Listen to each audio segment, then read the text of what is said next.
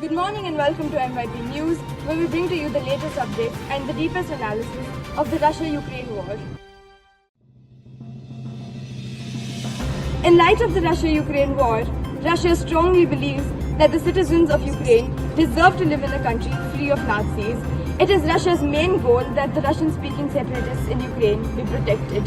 Through this war, Russia aims to dispute the ongoing civil war between the pro-Russian separatists and the government. In light of the Donbas conflict, Russia believes that it is their duty to provide refuge and safety to the ethnic Russians living in Ukraine. The conflict with Ukraine is necessary to protect Russia's national security, political interests and cultural ties. The people of Russia are always under the constant threat of the anti-communist and anti-Russian supranational alliance, NATO. To combat the threat of NATO expansion and allow enemy forces to be nearer to Russia by allowing Ukraine to be a member, Russia has taken preventative measures by imposing its power on Ukraine and by relations the NATO allied countries. As a collective decision that came today, Russia also wants to prevent the spread of Western influence, primarily from the United States and the EU, from instigating conflict, posing as a threat to Russia's sovereignty. The pro-Western shifts in Ukraine also act as a threat to Russian culture and the traditional ties to Russia. Ukrainian governments, particularly after 2014, have been influenced by anti-Russian nationalists and have pursued policies that marginalize Russia's speakers and rewrite the shared history between the two nations. In addition to Western influence, Ukraine is also necessary as a buffer against Western threats. Therefore, the invasion of Russia in Ukraine aligns with Russia's security interests. In conclusion, the invasion of Ukraine aligns with the best interests of Russia and the collective interests of the Ukrainian people. Moving on to Siya Chandra, who will be telling us about the perspective of the Russia-Ukraine war through India's lens. Good morning, this is Siya Chandra. Today I'm here to discuss the war from India's point of view. India and Russia have balanced their relations with both countries to maintain a neutral position during the Russian-Ukrainian war. India and Russia have a long-standing strategic partnership that involves trade and supranational alliances. India has invested in Russian energy projects and imports plenty of oil from Russia. Additionally, we aim to continue having close ties with Western nations, especially the US, to cooperate, trade, technology and security. India is refraining from adopting a definite position on the territorial conflicts between Russia and Ukraine, preferring to concentrate on negotiations and peaceful solutions. India has offered assistance and shown worry over how things are going in Ukraine. We want to lessen its dependency on any nation, particularly Russia, by expanding its energy supplies. It prioritizes its strategic sovereignty, choosing to follow national interests over those of any group when making a decision. By taking this stance, India hopes to uphold its ties to the West and Russia, while advancing a peaceful settlement and safeguarding its interests. Thank you. Now I'd like to introduce the two Ukrainian reporters, Lovit and Ivan, who will be answering a few questions on their current situation.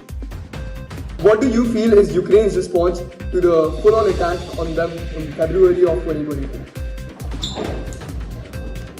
Thank you for that question, Veer. Ukraine has rapidly mobilized its armed forces, including volunteers to defend against the invasion. This includes the activation of military units across the country and the reinforcement of the key defensive positions. How do you feel about Ukraine and NATO's relationship?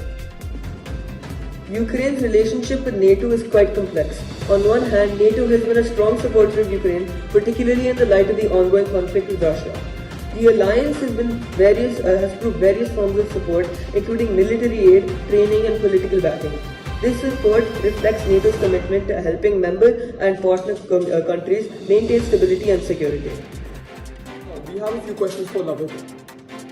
What do you see as the most critical challenge we face right now in defending our sovereignty and protecting our people? The most critical challenge we face is maintaining territorial integrity while enduring constant military pressure from Russia. As Russia continues its aggression, defending our borders and ensuring the safety of our civilians is becoming more difficult with infrastructure damage, energy storage and the ongoing displacement of people. The humanitarian impact adds further strain to our defense efforts. Additionally, we must maintain internal unity and continue diplomatic efforts to gain international support while managing limited resources. Okay. In your opinion, how crucial has international military support been for us? And what more do we need to push Russia back to? International military support has been absolutely essential in our resistance against Russia. The supply of advanced weaponry, intelligence sharing and logistical support from the Western nations have helped us hold the line against Russia. They have also helped us reclaim multiple territories as well. However, to push Russia back, we urgently need more sophisticated air defense systems, heavy artillery and sustained financial and humanitarian aid. Equally important is continued training for our troops on these advanced systems to ensure effective use of the battlefield. In 2022, Russia's invasion on Ukraine has continued to reshape European emotions and beyond. The war has led to a crisis with millions displaced and thousands of casualties. Despite numerous calls for peace, the conflict shows little sign of hesitation. Many supranational alliances like the UN have tried to solve the Ukraine-Russia conflict, though have they succeeded? Some alliances still did stand strong in their support. The European Union has stood strong in its support for Ukraine. With sanctions against Russia, military aid to Ukraine, and many political and military efforts have all been due to the EU response. The EU has also provided financial assistance and weaponry to Ukraine, ensuring support for both the military and civilians provided them. The North Atlantic Treaty Organization is one of the is the main cause of the Ukraine and Russia war. Now you may be wondering why? Why? I want everyone to know from the start that NATO is an anti-Russian/Soviet alliance. In 2013, NATO and the EU offered Ukraine to be a part of Europe and to become a part of the military alliance of NATO, as NATO was formed to oppose USSR's influence on NATO. Now, why am I mentioning this? Well, if Ukraine had joined Europe in 2013, Russia would have had their enemy right next to them as Ukraine neighbors them. Anyways, NATO has massively helped out Ukraine by training their people to fight against Russia. They provided financial help and weaponry to Ukraine, ensuring safety for Ukraine. We glazed the UN more than our achievements. Has the United Nations even had an impact on the war? Personally, no. As Russia is one of the 5 permanent members of the UN, they've tried but failed, as that will ruin the relationship between them and Russia. Currently, the conflict has reached a critical phase. Ukrainian forces are pushing to regain territories, including key regions like Crimea, which was the first annexed territory. However, Russia still is continuing the military operations, leading to further devastation. Peace talks have been useless, and the war's impact is felt not just in Europe, but globally, as Ukraine and Russia both supply energy and food globally. The EU and NATO still play a crucial role as the war moves further. Ukraine still struggles for independence. Alliances must remain united. We'll keep an eye on things and update you as needed. Good morning and welcome to MYP News, where we bring to you the latest updates and the deepest analysis of the Russia-Ukraine war.